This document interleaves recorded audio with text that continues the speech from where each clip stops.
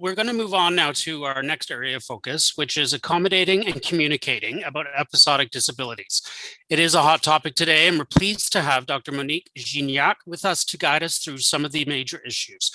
Dr. Gignac is the scientific co-director and a senior scientist at the Institute for Work and Health and a professor at the Dalla Lana School of Public Health at the University of Toronto. Welcome, Dr. Gignac. Thanks very much, David, and good afternoon, everyone. Thank you for being here today. I'm going to talk about some of our research related to accommodating and communicating about episodic disabilities. This is a large partnership grant. Next slide, please. You can see here that we have a large number of researchers. It's a very multidisciplinary team. We also have a large group of partners, of which Realize is one of them, one of the key partners. We're funded by the Social Sciences and Humanities Research Council of Canada, as well as the Canadian Institutes of Health Research. And we also have some funding from Employment and Social Development Canada that will kick in as we move towards some of our dissemination activities. Next slide, please. Tammy did a really nice job of characterizing episodic disability, so I don't need to really talk much about this. I just want to hit again those three aspects of many episodic disabilities, not all, that are important to understanding their impact on work and what it's like to live with them. And that is, again, this intermittent nature of the limitations that can come with various conditions, that often disability is unpredictable, and that for many individuals it's invisible or hidden until someone might be in an episode. And so others aren't aware of it. And there are a number of conditions here. Again, these aren't all of the conditions where we see episodic disabilities, but they give you, I think, a good range of conditions that are very, very different in their etiology, their causes, but have similar kinds of impacts potentially in the workplace. Next slide, please. There's some research out there, and it's growing all the time in terms of understanding communication and accommodation of episodic disabilities. Some of the Canadian research that we've done, we've currently conducted 4 different big surveys. We also have a number of qualitative studies. But among the larger surveys that we've conducted that include over 2,600 individuals, anywhere from 25% to about 49% of participants told us that they had not shared any information about their episodic disability with their supervisor. And this is, I think, really important to highlight that for a lot of people, they haven't said anything. There are a lot of different reasons why, and I can talk more about that, I think, if you're interested in the discussion. Where available, people will use existing policies and practices to manage their condition. And this is often the bulk of what we hear from people that they use. So if an organization has flex time or extended health benefits or work at home arrangements, people will try to make use of these before communicating necessarily about their condition and getting more formal accommodations. People often delay sharing of personal information until there's a performance problem. And that's something that we need to address with various kinds of tools so that it's less reactive, more proactive, more prevention oriented, so that people aren't in a situation where they have to take short-term disability and try and come back to work afterwards. The decision whether or not to share information is complex, even when deciding not to say anything. And it's usually not a one-time decision. It's something that people have to make over and over again as their situation changes, as the workplace changes. Now, I've given some tiny little script there at the bottom with some studies that we've conducted. I'm going to put up a website at the end, which is the ACE website, and all of the studies that I've been talking about are available on the website for people to get a hold of and look at in more detail. Next slide, please. Also, I think is important is in some of the studies that we are doing, we're starting to see quite a bit of similarities between workers living with physical and mental health disabilities. That comes as a surprise, I know, to a lot of individuals. But certainly I don't want to overestimate the similarities. There are some differences, particularly related to issues around stigma and sometimes interpersonal similarities and differences. But in terms of what people tell us are the reasons why they've decided to say something or not, and often what people tell us in terms of the outcomes, whether they received some help or not, we see similarities. There are some good resources available out there. We did a resource scan as part of this project. It's also available on the website. But most of the resources that are available are not interactive or really tailored to the different types of work and support needs that people have. Next slide. Thank you.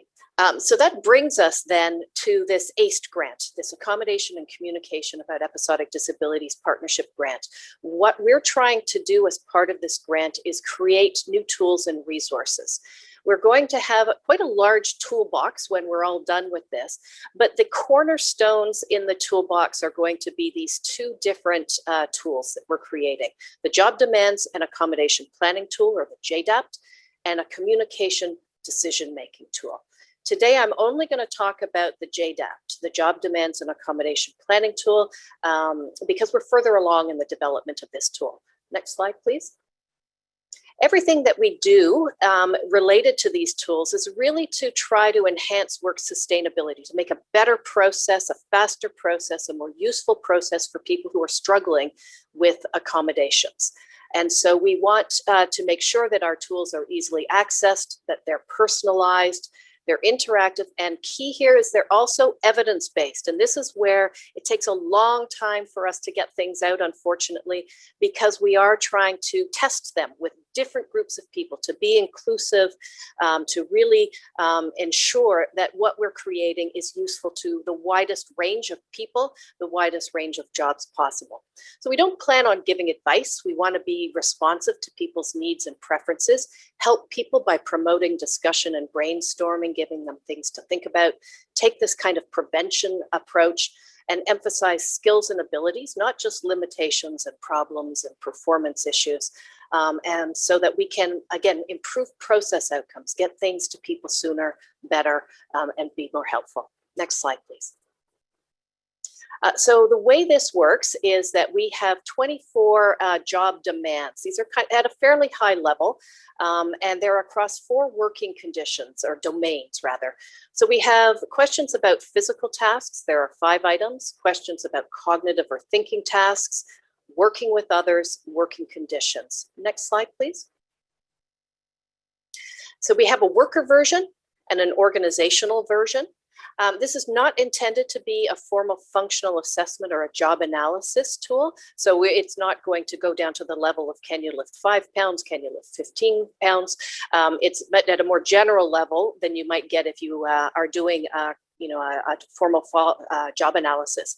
But it does have some components that already we know are quite different from other tools. And that is that it includes a lot of items on working with others, working conditions, as well as some of these cognitive or thinking tasks that are sometimes omitted from various tools. Next slide, please. So apologies, the print is a bit small here. This is just an example of a question for each of the 4 domains. So for physical tasks, do you work with your hands? Does your job involve concentrating for long periods? That's a cognitive task item. Does your job involve communicating, negotiating, or motivating others? This is the kind of thing in sales or teaching you see. And do you work with hazardous equipment or conditions? Next slide, please. The way it would work is people would be asked for each of these, first of all, is this important to your job? If you say no, you move right into the next question. If you say it is, you're asked whether you're having any difficulty. If you say no, you move on to the next question. If you say yes, you're asked about the level of the difficulty and whether it's continuous or quite episodic or variable. You get a personalized report. So perhaps of the 24 items, you told us that 12 items are relevant to your job, they're important to your work, and you're only having problems with 4. So you get a report that's relevant to you, and from here you get linked to very specific strategies and things you can do. Next slide. So these support strategies and accommodations, this is sort of key to kind of take you for what your needs are and move you into things that you can consider that might be relevant to you. And we have them separated into things you can do outside of your job, lifestyle or healthcare kinds of decisions you can make. Things you might do on your own at work that are fairly small that you would have the control to change. Things that might be a little bit bigger that you might need to discuss with someone, and then formal accommodations. And what you get is a personalized list for where you said you had problems, and you have the option to print that up and check off what would be relevant in your workplace. So if work at home isn't relevant, you wouldn't check that off. Next slide. This is just an example. It's very busy. It's supposed to just show you for one activity, which is concentrating for long periods of time, which you can see on the left side, some of the bullets that come up. And if you are interested in any of these, next slide, please, you can click on it and you would see it would break out into some very concrete suggestions. So for every bullet that's there, it would break out into 1 to 3 other bullets that give you some actual concrete advice or things that you might want to do, just to really make this as useful as we can for individuals. Next slide.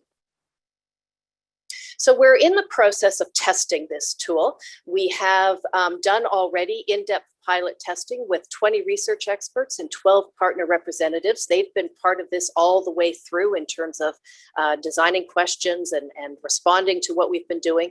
We've also done what we call cognitive debriefing with 46 workers who live with different kinds of episodic conditions and 23 organizational representatives to go through every item for its comprehension, readability, usability, add examples, and so on.